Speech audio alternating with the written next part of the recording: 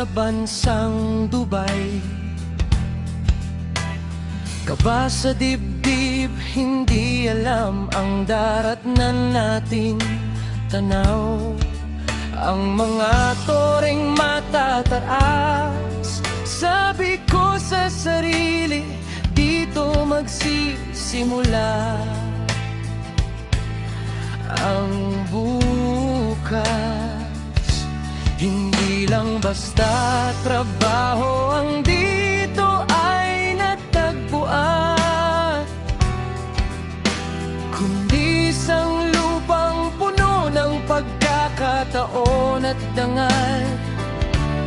Mula sa bagot sa ilalim ng araw hanggang sa lamig ng gabi, bawat pawis na pumatak may katumbas na ngiti. Dahil ang bawat dirham na ipinapadala sa bayan ay katumbas ng pangarap na dahan-dahang nakakamtan.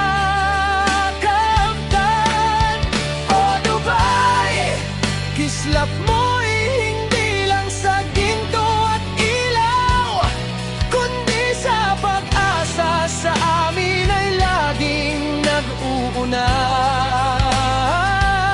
Higit pa sa pasyalan, higit pa sa ganda ng tanawin, ikaw ang saksi sa kung paano kami naging bituin. Salamat,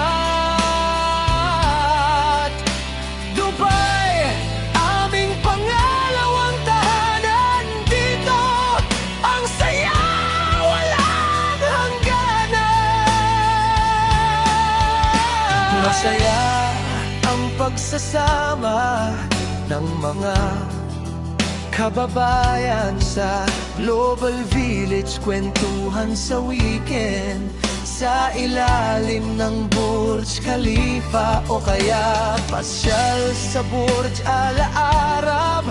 At mula Dubai Mall at Deira hanggang Marina sa Tuwa at Al Riga, bawat sulok may kwento at pagkakaisang totoo. Dito natuto kaming tumayo, lumaban at mangarap sa bansang ito. Ang hirap ay napapalitan ng sarap.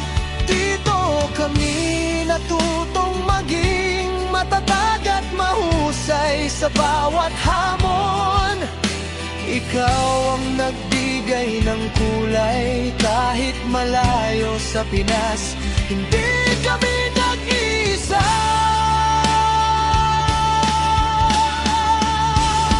Dahil sa Dubai, pamilya kaming lahat, puno ng ligaya at ang daming masayang alaala. O Dubai, kislap mo'y hindi lang sa ginto at ilaw, kundi sa pag-asang sa amin ay laging nag-unaw. Higit pa sa pasyalan, higit pa sa ganda ng tanawin, ikaw ang saksi sa kung